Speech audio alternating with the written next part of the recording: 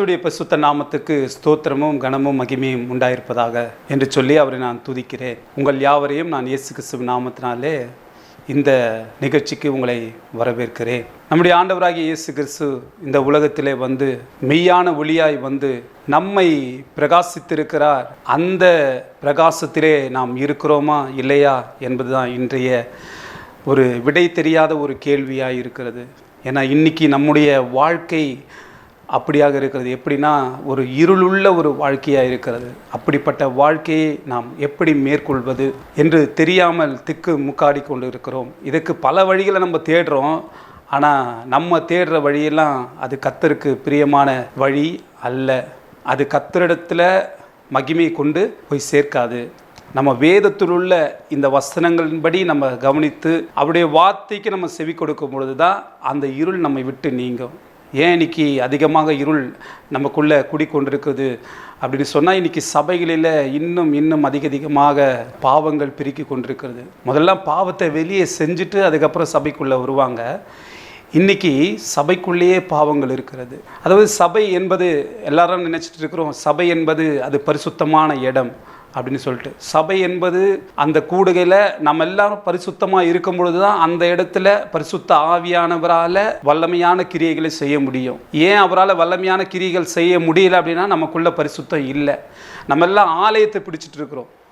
ஆலயம் நமக்கு தேவை. ஆலயம் என்பது எதற்கு? ஒரு சபை, ஒரு கூடாரம் என்பது எதற்கு அப்படின்னா, நம்மெல்லாம் கூடி வருகிறதுக்கு தான் ஆலயம். நம்மெல்லாம் கூடி வருகிறதுக்காக தான் இருக்கிற ஒரு இடம்தான் ஆலயம்.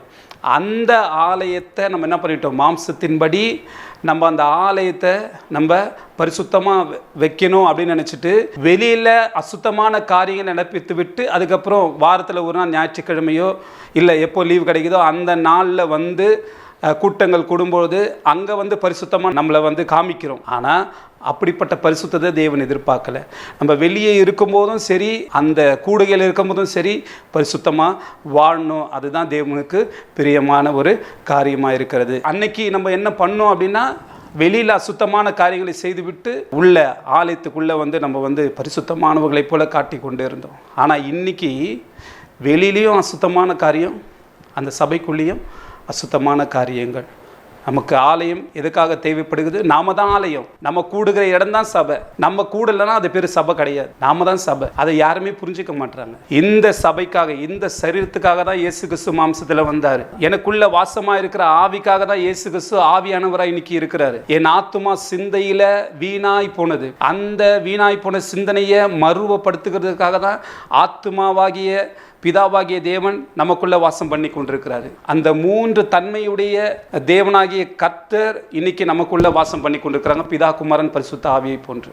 அப்படிப்பட்ட தேவனுடைய சர்வாயுத வர்க்கத்தை தரித்து கொண்டிருக்கிற நாம் இன்னைக்கு என்ன பண்ணிட்டு இருக்கிறோம்னா, பாவத்தை வெளியில செஞ்சுட்டு சபைக்கு வரும்பொழுது பரிசுத்தமா மாறுகிறோம். இன்னைக்கு பெரிய ஒரு கஷ்டமான காரியம் என்ன அப்படின்னு சொன்னா, இன்னைக்கு சபையிலே என்ன இல்லை, பரிசுத்தம் இல்லை. சபையில பரிசுத்தம் இல்லை. ஏன் சபையில பரிசுத்தம் இல்லைன்னா, உலகத்தில் இருக்கிற எல்லா காரியங்களையும் சபைக்குள்ளே கொண்டு வந்தாச்சு. உலகத்தில் இருக்கிற எல்லா காரியத்தையும் சபைக்குள்ளே கொண்டு வந்தாச்சு. அந்நிய அக்கினிய நாதாபும் அபியூமும் என்ன பண்ணாங்க, கர்த்தருடைய சந்நிதியில் கொண்டு வந்தபடினாலே அங்கிருந்து வந்த அக்கினியானது அவர்களே பட்சித்து போட்டது என்று நம்ம வாசிக்க முடியும் என்னாகும் புத்தகத்தில், லேவியராகும். அப்படி இருக்கும் பொழுது இன்னைக்கு நம்ம என்ன பண்ணுறோம், அசுத்தமான காரியங்களை அவர்களை போல உள்ளே கொண்டு வந்துட்டோம். ஆனால் ஏன் தேவன் இன்னும் அவங்கள பட்சித்து போட்ட தேவன் ஏன் இன்னும் நம்மளை பட்சிக்கிற அக்னியாக இருக்கிற ஆவியானவர் ஏன் நம்மளை இன்னும் பட்சித்து போடலை? பாருங்களேன். அனனியா சப்பீரால உடனே அவங்க போய் சொன்ன உடனே செத்து அங்கேயே விழுந்து போயிட்டாங்க. ஆனால் இன்னும் நம்மளை ஏன் அவர் தண்டிக்கலை, நம்ம ஏன் அவர் கண்டிக்கலை, ஏன் பொறுமையாக இருக்கிறார் அப்படின்னா, இப்போ யோவான் 9ஆம் அதிகாரத்தில் 4ஆம் வசனத்தில் நம்ம வாசிக்கும் பொழுது, பகற்காலம் இருக்க மட்டும் நான் அவருடைய கிரியைகளை செய்து வருகிறேன், இதோ ஒருவனும் கிரியை செய்யக்கூடாத ராக்காலம் வருகிறது. இப்போ ஒருவனும் கிரியை செய்யக்கூடாத ராக்காலம் என்ன அப்படின்னு சொன்னால், நமக்குள்ள இருள் இருக்கிறபடினாலே நம்மளால் கிரியை செய்ய முடியாது. தேவன் எதற்காக நமக்கு வரங்களை கொடுத்தார்? தீமோத்தேயு புஸ்தகத்தில் தீமோத்தேயுவுக்கு அப்போஸ்தலனாகிய பவுல் எழுதுகிறாங்க, மூப்பருடைய சங்கத்தினர் உன்மேல் கைகளை வைத்தபோது தீர்க்க தரிசனத்தினால் பெற்ற வரத்தை குறித்து நீ அசதியாக இராதே அப்படின்னு சொல்லி. அப்போ நம்முடைய மூப்பர்கள் நம்முடைய ஊழியக்காரர்கள் நம்ம மேலே கை வைத்துவிட்டு தீர்க்க தரிசனத்தின் மூலமாய் வரத்தை நாம் பெற்றிருக்கிறோம். அப்படிப்பட்ட வரத்தை நம்ம என்ன பண்ணிட்டு இருக்கிறோம்? இன்னைக்கு புதைத்து வைத்தவர்களாய் காணப்படுகிறோம். அப்படிப்பட்ட வரங்கள் என்பது நம்ம செயல்படுத்துகிற ஒரு கிரியைகள் தான். ஆனால் வரங்கள் முக்கியம் அல்ல, கனிகள் தான் முக்கியம். ஆனால் வரங்களும் செயல்பட வேண்டும். கிரை இல்லாத விசுவாசம் செத்துதான் இருக்கிறோம். நம்ம விசுவாசிக்கிறோன்னா தேவனுக்கு கனியை கொடுக்குறோன்னு அர்த்தம். நம்ம கிரியை செய்யுது எதனால அப்படின்னு சொன்னால் வரங்களினால. ஏன் இன்னைக்கு நமக்குள்ள கிரியைகள் இல்லை, நடப்பிக்க முடியல? ஏன் இன்னைக்கு ஆவியானவரால் அற்புதங்கள் செய்ய முடியல, தேவனால் வல்லமை உள்ள காரியங்களை செய்ய முடியல அப்படின்னா இன்னைக்கு பொய்யான அற்புதங்கள் சபையில் வந்துடுச்சு. சபையில் பொய்யான அற்புதங்கள் இருக்கும் பொழுது அங்கே அவங்க என்னென்னமோ பண்ணுறாங்க. இதை குறித்து எவ்வளோ மெசேஜில் நம்ம பேசிட்டோம். என்னென்னமோ அநியாய அக்கிரமம் அதெல்லாம் பண்ணிட்டா எப்படி தேவன் வல்லமையாக இறங்கி கிரியை செய்வார்?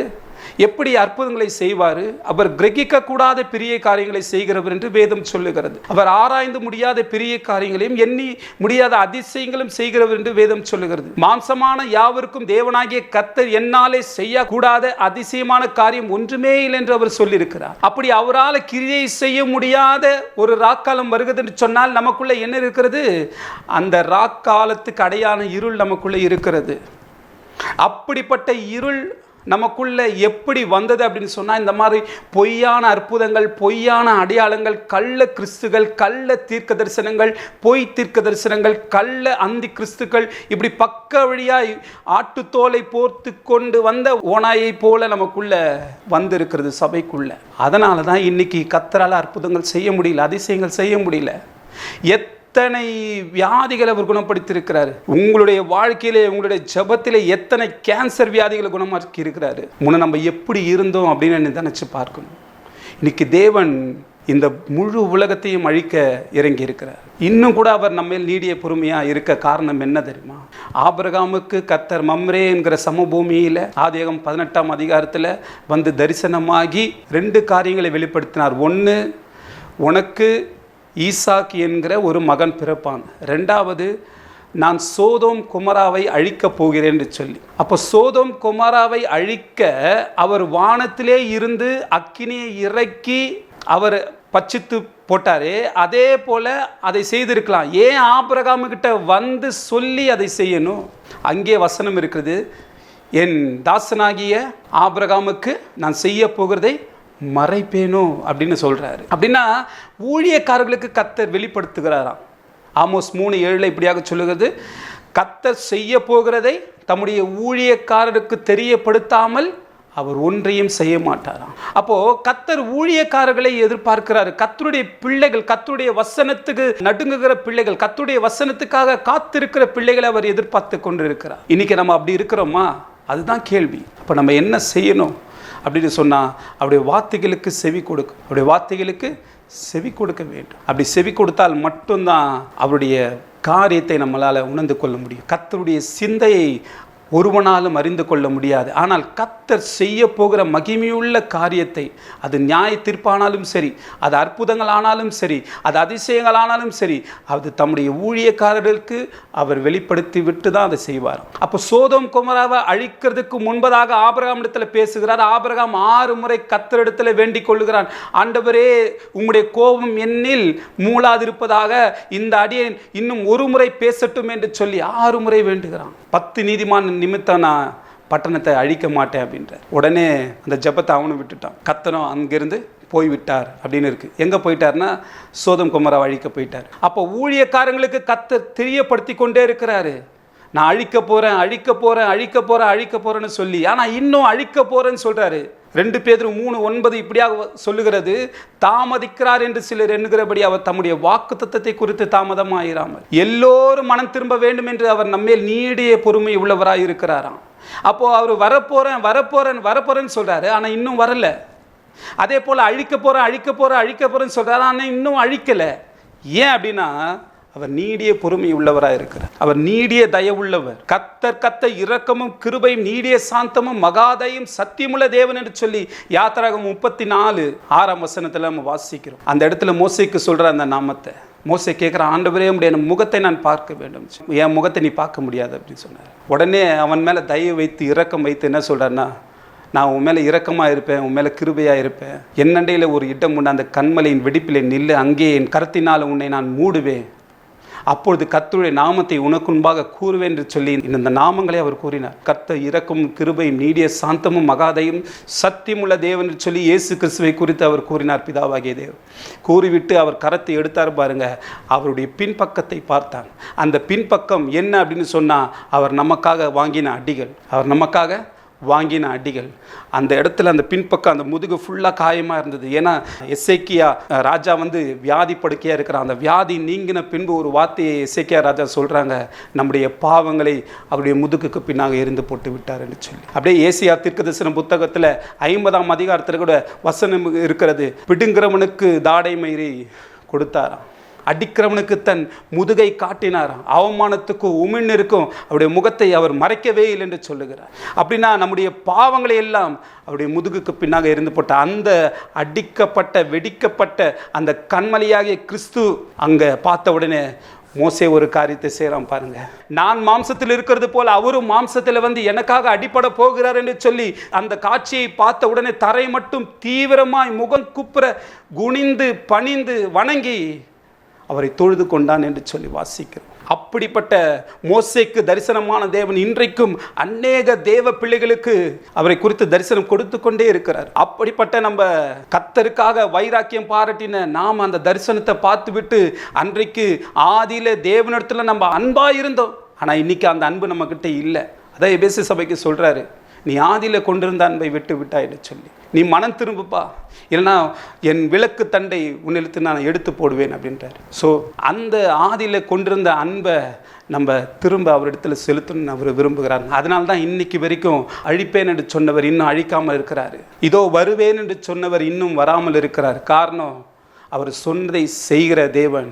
அவர் நிச்சயமாக ஒரு நாள் வருவார், நாம் நினையாத நேரத்தில் வருவார், திருடனை போல வருவார், தன் மானம் காணாதபடிக்கு தன்னை காத்து கொள்ளுகிறவன் பாக்கியவான் என்று அவர் சொல்லி இருக்கிறார். பாருங்கள், ஒரு குழந்தை பிறக்குதில்ல, அந்த குழந்தைய அந்த அப்பாவும் அம்மாவும் எப்படி கொஞ்சி எப்படி சீராட்டி பாலூட்டி வளர்த்துருப்பாங்க. அந்த குழந்தையோட பாதத்தில் முத்தம் கொடுத்துருப்பாங்க, அந்த குழந்தைய கட்டி அணைச்சிருப்பாங்க, எவ்வளோ பாசத்தோடு அப்போது அதெல்லாம் செஞ்சுருப்பாங்க. ஒரு நாள் வந்தது, அந்த குழந்தை என்ன பண்ணிச்சா, பெரியவனாக மாறிட்டானா, ஒரு வாலிபனாக மாறி விட்டானா. கேவலம் பணத்துக்காக, அப்பா அம்மா காசு கொடுக்கலன்றதுக்காக அந்த வாலிபன் என்ன பண்ணுவான், காசு கொடுக்க மாட்டியா, உடனே அவங்க அப்பாவை அடிக்க போவான், இல்லை நிறைய பேர் அப்பாவை அடிச்சிருக்கிறாங்க, அம்மாவை அடிச்சிருக்கிறாங்க, நிறைய பேர் அப்பா அம்மாவை எட்டி உதைச்சிருக்கிறாங்க, நிறைய பேர் அப்பா அம்மாவை எங்கே ஆசிரமத்தில் கொண்டு போய் விட்டுருக்குறாங்க. எப்படிலாம் வளர்த்துருப்பாங்க. ஒரு அப்பா அம்மாவுக்கு என்ன நம்ம செய்கிறோமோ அதை நம்ம தேவனுக்கு செய்கிறோம். ஆனால் லிட்ரலாக உண்மையாகவே தேவனுக்கு இன்றைக்கு இருக்கிற கிறிஸ்தவர்கள் என்று பெயர் பெற்ற தேவனுடைய இரத்தத்தினால் கழுவப்பட்ட நீதிமான்கள் என்ன செய்து கொண்டிருக்கிறாங்க தெரியுமா? பணத்துக்காக யூதாஸ் காரியத்தை காட்டி கொடுத்தது போல இன்றைக்கு கிறிஸ்துவை அதே சிலுவையில் அவமானப்படுத்தி அவருடைய வஸ்திரத்தை உரிந்து கொண்டு நம்ம என்ன பண்ணுறோம், அவரை சிலுவையில் அறைந்து கொண்டிருக்கிறோம். ஏன்னா நம்முடைய பாவங்கள். பணத்துக்காக அந்த யூதாஸ் காரியத்து இயேசு கிறிஸ்துவை காட்டி கொடுத்ததும் அல்ல, தன் குதிகாலை அவருக்கு மேலாக தூக்கினான் என்று அவர் வருத்தப்பட்டு சொன்னாருங்க. அதே போல் நம்முடைய அந்த பாதங்களை முத்தமிட்டு அந்த தகப்பனும் தாய் இருக்கிறாங்க, அவங்களை எட்டி உதைத்து போல நம்மை உண்டாக்கின தேவன் அவர் நம்முடைய பாதங்களை முத்தமிட்டு இருக்கிறாங்க, நம்முடைய அணைச்சிருக்கிறாங்க. அந்த போர்ச்சவனுக்கு தெரியாது அவர் தான் தேவன் என்று சொல்லி, யூதர்களுக்கு தெரியும் அவர் யார் என்று சொல்லி. ஆனால் அந்த போர்ச்சேவனிடத்தில் அவரை ஒப்பு கொடுத்தாங்க. அந்த போர்ச்சேவன் அவரை கன்னத்தில் போட்டு அடிக்கிறான். உடனே கேட்குறாரு, நான் தகாதது ஒன்றும் ஒப்புவிக்கவில்லை, ஏன் என்னை நீ அடித்தாய் அப்படின்னு கேட்குறாரு. எவ்வளோ வருத்தத்தோட வேதனையோட கேட்குறாரு பாருங்க. ஒரு தீர்க்கதரிசி பழைய ஏற்பாட்டில் வராங்க, அந்த பலிப்பீடத்தை பார்த்து நீ ஒரு நாள் வெடிப்ப அப்படின்றாங்க. உடனே அந்த பலிப்பீடம் வெடித்து போனது. அந்த ராஜா அந்த தீர்க்கதரிசியை அடிக்கிறதுக்கு கையை ஓங்குறான். உடனே என்ன ஆயிடுச்சு, அந்த தீர்க்கதரிசியுடைய கை உறைந்து போயிட்டு பேரலைஸ் ஆயிடுச்சு, முடக்குவாதம் வந்துடுச்சு அந்த ராஜாவுக்கு. அடிக்க போனான் அவன், இந்த கை அப்படியே நின்றுட்டு போச்சு. ஏன்னா அந்த தீர்க்கதரிசிக்கு மேலே கை போடக்கூடாது. அப்படிப்பட்ட வல்லமையான காரியங்களை செஞ்சார். ஆனால் தேவன் அப்படி ஒரு தீர்க்கதரிசிக்கே ஒரு தீங்கு வரக்கூடாதுன்னு நினச்சாரு. ஆனால் இயேசு கிறிஸ்துவை எந்த அளவுக்கு தம்முடைய ஒரே பேரான குமாரனை அவமானப்படுத்த முடியுமோ அந்த அளவுக்கு அவமானப்படுத்த அவர் ஒப்பு கொடுத்தாராங்க. ஆனால் இன்னைக்கு அன்று யூதர்கள் செய்த தவறை விட, பாவங்களை விட, அக்கிரமங்களை விட நாம் அதிகமாய் செய்து கொண்டிருக்கிறோம். இதெல்லாம் மனசில் வச்சுக்கணும். இன்னைக்கு அந்த ரத்தம் நமக்காக பரிந்து பேசி கொண்டிருக்கிறது. 1 யோவான் 2:2 சர்வலோகத்தின் பாவத்தை நிவர்த்தி செய்கிற கிருபாதார பலி. இன்னும் அவர் நமக்காக பிதாவினிடத்தில் பரிந்து பேசிக் கொண்டிருக்கிறார் என்று சொல்லப்பட்டிருக்கிறது. ஆனால் அந்த ரத்தம் ஒரு நாள் பழி வாங்கும். ஞாபகம் வச்சுக்கோங்க. நான் உங்களை பயமுத்துறதுக்காக சொல்லலை. நான் எப்பேற்பட்ட பாவி. எங்கள் அப்பாவை அடிக்க போயிருக்கிறேன், எங்கள் அம்மாவை அடிக்க போயிருக்கிறேன். ஆனால் அடித்ததில்லை, அந்த அடிக்க போயிருக்கிறேன். என் தேவைகள் எனக்கு சந்திக்கப்படலை அப்படின்னு சொல்கிறதுக்காக. அப்படிப்பட்ட அக்கிரமக்காரனாக இருந்த என்னையே கர்த்தர் மாற்றுவாரானால், அப்படிப்பட்ட வாழ்க்கையில் நிலைத்து கொண்டிருக்கிற, இருளிலே நிலைத்து கொண்டிருக்கிற உங்களையும் கர்த்தர் மாற்றுவார். ஆனால் உங்களுக்குள்ள அந்த விசுவாசம் வேணும், உங்களுக்குள்ள அந்த அன்பு வேணும், உங்களுக்குள்ள அந்த பொறுமை வேண்டும். நானும் இயேசப்பாவை அவமானப்படுத்தி இருக்கிறேன்.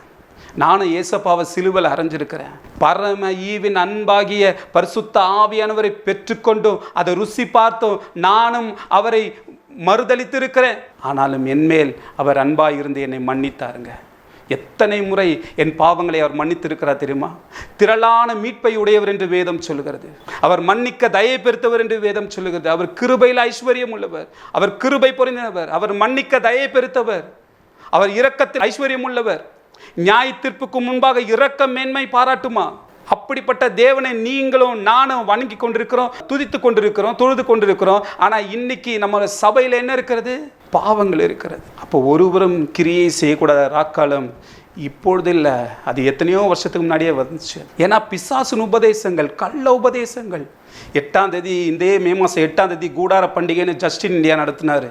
அவர் கூட்டத்தில் என்னென்னமோ பேசினார், அதெல்லாம் விட்டுருங்க. ஆனால் அவர் அந்த விசுவாசிகள்லாம் அவர் தூக்கி கொண்டாடுறாங்க. என்னங்க இது அநியாயம்? யாருங்க தேவனு? யாருங்க உங்களுக்காக சிலுவையில் மரித்தது? அந்த ஆளா? இல்லை யாருங்க உங்களுக்காக சிலுவையில் அவர் அறையப்பட்டாரா? என்னைக்காச்சு அவரை அவமானப்படுத்தி சிலுவையில் அரைஞ்சாங்களா? இல்லை ஒப்பு கொடுத்தாங்களா? இல்லை எந்த கோர்ட்டில் போய் நின்று அவர் பதில் சொல்லியிருக்கிறாரு? எந்த பிலாத்துக்கிட்ட அவர் போனார்? எந்த நியாய சங்கத்துக்கு முன்பாக அவர் நிற்க வச்சாங்க? அவரை வாரினால் அடித்தாங்களா? துப்புனாங்களா? இன்னைக்கு அவரை தூக்கி கொண்டாடுறாங்க. இதே மே மாசத்தில் கர்த்தர் எனக்கு ஒரு தரிசனத்தை கொடுத்தார். ஒரு பெரிய கன்று குட்டி என்று வார்த்தான். யாரு? ஆரோன். அவன் தேவனை நிந்தித்தான், அவன் தேவனை பரிசுத்தம் பண்ணவில்லை, தேவனுக்கு சமமாக ஒரு தெய்வத்தை உண்டு பண்ணினான்.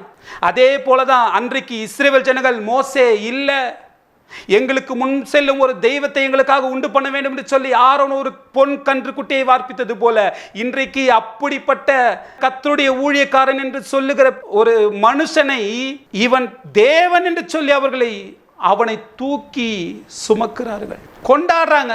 விசுவாசிகள் அந்த மனுஷனை கொண்டாடுறாங்க, ஜான் ஜெபராஜை கொண்டாடுறாங்க, ஜஸ்டின் இந்தியாவை கொண்டாடுறாங்க. இன்னைக்கு அநேகர் இன்னைக்கு ஜவகர் சாமுவேல், டேனியல் ஜவகர், இன்னைக்கு எத்தனையோ ஊழியக்காரங்களை சொல்லலாம். ஏன் இப்படிலாம் பண்ணுறாங்கன்னு தெரியல. அப்படிப்பட்ட கள்ள தீர்க்கதரிசிகளுக்கு எச்சரிக்கையாக இருக்க வேண்டும். அவங்களாம் யார்? என்னை போல அழைக்கப்பட்டவர்கள், அவர்களைப் போல நானும் அழைக்கப்பட்டிருக்கிறேன். இன்னைக்கு என்ன ஒரு மெயின் காரியம் அப்படின்னா, எதுக்காக அவங்க அப்படிலாம் பண்ணுறாங்கன்னா, பணத்துக்காக யூதாஸ் காரியத்தை காட்டி கொடுத்தான், குற்றமில்லாத இரத்தத்தை காட்டி கொடுத்தேன் என்று நான்று கொண்டு செத்தான் என்று வேதம் சொல்லுகிறது. அவர்களுக்கும் அதே நிலைமை தான். பெரிய பெரிய காரில் போய் இறங்குங்க. யார் வேணான்னு சொன்னால் நீங்கள் உழைச்சிங்களா? விசுவாசிகளுடைய பணம். விசுவாசிகளை நீங்கள் என்ன சொல்கிறீங்க? நீங்கள் கர்த்தருக்கு கொடுக்கறது, எனக்கு கொடுக்கறது, கர்த்தருக்கு கொடுக்கறது. ஏழைகளுக்கு கொடுப்பதை விட எனக்கு ஊழியக்காரனுக்கு கொடுப்பது, கர்த்தருக்கு கொடுப்பது, டைரெக்டாக கர்த்தருக்கு கொடுப்பது. நீங்கள் என்ன டைரெக்டாக இயேசு கிறிஸ்துக்கு ஏஜென்ட்டா? தேவனுக்கு ஏஜென்ட்டா? ஏன் தெரியுமா இப்படிலாம் அவங்க மாறிட்டாங்கன்னா, விசுவாசிங்க தான் காரணம். அடிமையாக இருக்கிறீங்க. அன்றைக்கு இஸ்ரவேல் ஜனங்கள் ஒரு தெய்வத்தை உண்டு பண்ணிக்கொண்டு அந்த தெய்வத்தை பணிந்து கொண்டது போல, இன்றைக்கு இந்த மாதிரி ஊழியக்காரங்களை நீங்கள் என்ன பண்ணுறீங்க? பொன் கன்று குட்டியை போல வைத்து விட்டு அவர்களுக்கு முன்பாக கூத்தாடுறீங்க. அவனும் கூத்தாடுறான். இன்னைக்கு அந்த விக்கிரகம் பேசுது, அன்னைக்கு அந்த விக்கிரகம் பேசலை, அந்த பொன் கன்று குட்டி பேசலை.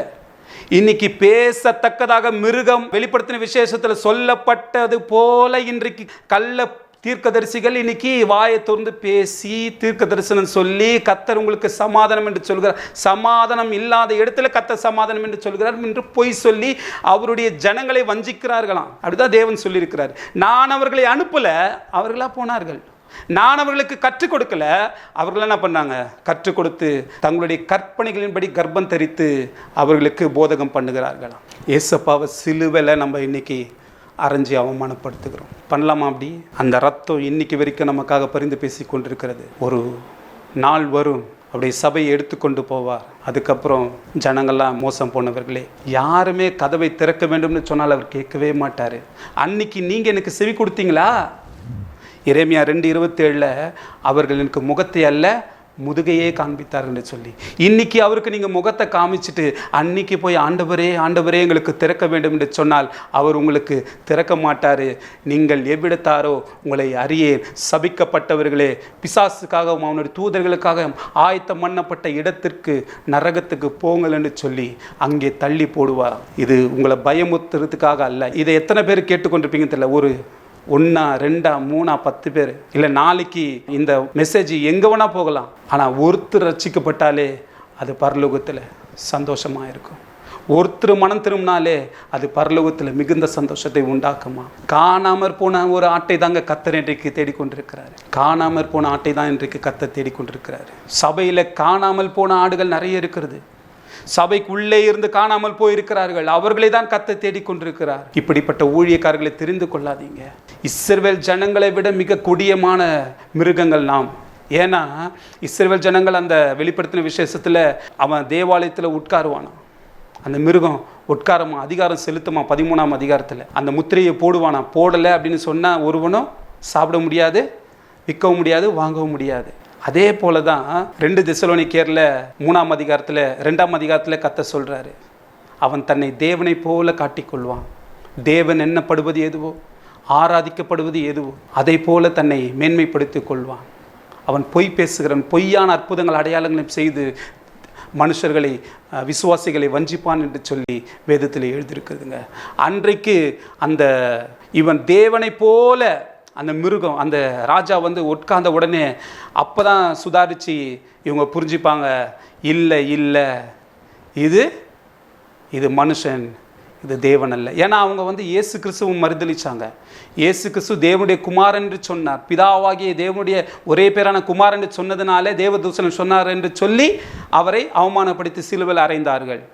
அதே போல இந்த கேட்டின் மகனாகிய பாவ மனுஷனையும் ஒரு நாள் அவங்க அந்த 1,44,000 பேர் முன்குறிக்கப்பட்டவர்கள் என்ன பண்ணுவாங்க, வனாந்திரத்துக்கு ஓடி போயிடுவாங்க. அவங்க புத்தி தெளிஞ்சு ஓடி போயிடுவாங்க. இன்னைக்கு அந்த புத்தி தெளிவு நமக்குள்ளே இருக்கிறதா? இன்னைக்கு எல்லா ஊழியக்காரர்களையும் நம்ம பார்க்குறோம். எல்லா ஊழியக்காரர்களும் நம்ம பார்க்கக்கூடாது. நமக்கு கொடுக்கப்பட்ட மேய்ப்பனுடைய சத்தத்துக்கு மட்டும் தான் நம்ம செவி கொடுக்கணும். நமக்கு ஒரு மேய்ப்பன் கொடுக்கப்பட்டிருக்கிறார், அவதான் இயேசு கிறிஸ்து. நமக்கு சபையிலே ஒரு மேய்ப்பன் கொடுக்கப்பட்டிருக்கிறார், அந்த மனுஷனுக்கு தான் நம்ம செவி கொடுக்கணும். மற்றபடி எந்த ஒரு ஊழியக்காரனுக்கும் நம்ம செவி கொடுக்க கூடாது. எந்த ஒரு ஊழியக்காரனுக்கும் நம்ம செவி கொடுக்கவே கூடாது. அப்படிப்பட்ட பாவத்துக்கு, அக்கிரமத்துக்கு நம்ம விலகி இருக்கணும். நமக்கு அந்த புத்தியில தெளிவு வேணும். ஐயோ இது வந்து சரியில்லையே இந்த காரியம். இன்னைக்கு பாட்டு தன்னை தானே மகிமைப்படுத்திக் கொள்கிறார்கள்.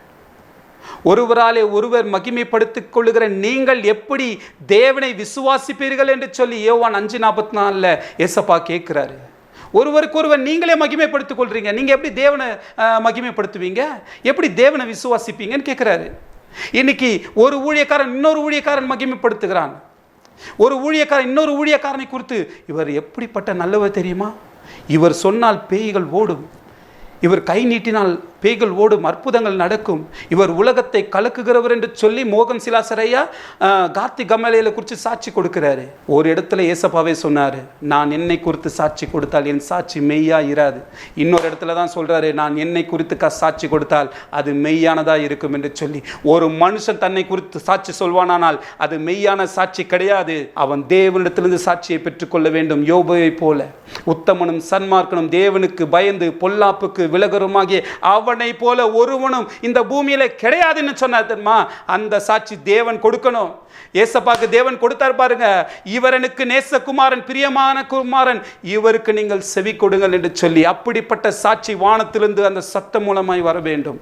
யோவான் 12ஆம் அதிகாரத்தில் சொல்றாரு, நான் மகிமைப்படுத்தினேன் இன்னும் மகிமைப்படுத்துவேன் என்று சொல்லி ஒரு சத்தம் அந்த பரிசேயர்களுக்கும் அங்கே இருக்கிற கூடி இருக்கிற ஜனங்களுக்கும் கேட்குதுங்க. அப்படிப்பட்ட சாட்சியை உங்கள் முகத்தை பார்த்த உடனே அவங்களுக்கு தெரியணும், இவன் தேவனுடைய உண்மையான ஊழியக்காரன் என்று சொல்லி. அப்படிப்பட்ட ஒரு வாழ்க்கையை நீங்கள நானும் வாழணுங்க. அதுதாங்க தேவனுக்கு பிரியம். அப்படி வாழாத ஒரு வாழ்க்கையை நம்ம நினச்சி கூட பார்க்கக்கூடாது. வெறும் பணத்துக்காக இயேசு கிறிஸ்துவை இன்றைக்கி நம்ம விற்று போடுகிறோம். வெறும் பணத்துக்காக இயேசு கிறிஸ்துவை நம்ம மறுதளிக்கிறோம். ஏசா பணத்துக்காக, ஒருவேளை பயிற்றங்குழுக்காக இயேசு கிறிஸ்துவனுடைய சுதந்திர பாகத்தை விற்று போட்டார். அந்த சேஷ்ட புத்திர பாகம் எனக்கு என்னத்துக்கு, நானே சாக போகிறேன்னா. அதே போல் இன்றைக்கி நம்ம சாக போகிற நிலைமையில் இருக்கிறோம். இன்றைக்கி பணம் இல்லாத ஒரு சூழ்நிலை. இன்றைக்கி அநேக இடத்துல பணம் இருக்குது, இன்னும் பணம் வேணும். ஏன்னா தன்னை மகிமையாக காட்டிக்கணும். கார் வச்சுருக்கிறோம், பங்களா வச்சுருக்கிறோம், வீடு வச்சுருக்கிறோம், இப்படி இருக்கிறோம், அப்படி இருக்கிறோம் அப்படின்னு சொல்லி தன்னை பெருமைப்படுத்தி காட்டிக் கொள்வதற்காக இயேசு கிறிஸ்துவை மறுதலித்து விட்டு, தேவனை மறுதலித்து விட்டு, தன்னை தானே மகிமைப்படுத்திக் கொள்ளுகிற ஊழியக்காரன் ஆனாலும் சரி, அவன் விசுவாசி ஆனாலும் சரி, ஒரு நாள் கர்த்தர் உங்களை நியாயத்திலே கொண்டு வந்து நிறுத்துவார். அப்பொழுதுதான் இயேசு கிறிஸ்து யார் என்பது, அவர் தேவனா, மனுஷனா, தேவ தூதனா, இல்லை ஒன்றுமே இல்லைன்னு சொல்கிறவங்க எல்லாருக்குமே புரியும். ஏன்னா அந்த நாளிலே எல்லாருக்கும் தெரியும், இயேசு கிறிஸ்துவே அவர் ஒருவரே தேவன் என்று சொல்லி எல்லாருக்கும் அந்த நாட்களில் புரிய வரும். தயவு செய்து சொல்கிறேன், அவரை வெறும் அழிந்து போகிற பணத்துக்காக, அழிந்து போகிற வயிற்றின் போஜனத்துக்காக அவரை விற்று போட்டாதீங்க. அந்த சுதந்திர பாகத்தை இழந்துடாதீங்க. கர்த்தர் உங்களை வசனத்தை உணர்த்தி நடத்துவார். ஆமேன். ஜெபம் பண்ணலாம். எங்களை அதிகமாக நேசிக்கிற அன்பின் பரலோக பிதாவே, எசப்பா, இந்த வசனத்தை கேட்ட இந்த பிள்ளைகளை அப்பா சத்தியத்துக்குள்ளே நீங்கள் நடத்தி, அப்பா இருளுள்ள அப்பா ஸ்தலங்களை பிரகாசிக்கிற விளக்கை போன்ற அந்த வசனத்தை அப்பா கவனித்தாயனா அது நலமாக இருக்கும் என்று ஸ்தோத்திரம் சொன்னீங்களப்பா. அதன்படி இவர்கள் அது கவனித்து நடக்க, தங்கள் வாழ்க்கையை ஒப்புக் கொடுக்க இவர்களை ஆயத்தப்படுத்தும். உங்களுடைய வருகை சமீபமாக இருக்கிறது ஆண்டவரே, உங்களுடைய அழிவும் சமீபமாக இருக்குது ஆண்டவரே. அப்பா ஸ்தோத்திரம் ஐயா, நீங்கள் பொறுப்பெடுத்துக் கொள்ள நடத்துங்க, எங்களை காத்துக்கொள்ளுங்க, பலப்படுத்துங்க. துதிகான மகிமையில ஒருவருக்கு இயேசு நாமத்தை செவிக்கிற நல்ல பிதாவே. ஆமேன். ஆமேன். கர்த்தர் உங்களை ஆசீர்வதிப்பாராக. ஆமேன்.